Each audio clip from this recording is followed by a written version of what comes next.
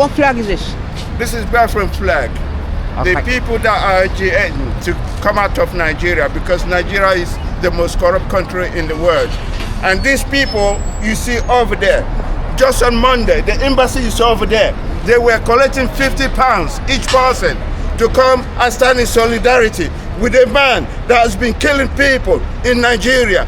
The Muslims are taking over Nigeria, and yet the British government did not find it possible to make sure that Nigeria is divided. Nigeria is more than 50 nationalities in Nigeria, and yet they keep, I'm telling you. What's your nationality? What is my Biafra? nationality is Biafra. We fought the war against Nigeria in 1967 to 1970. We fought them for three years to get our country, and they refused us to get our country.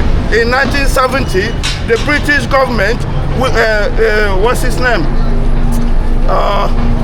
It's a Biafra. I forgot his name. 1967. Yeah. Is a Biafra part of Nigeria or?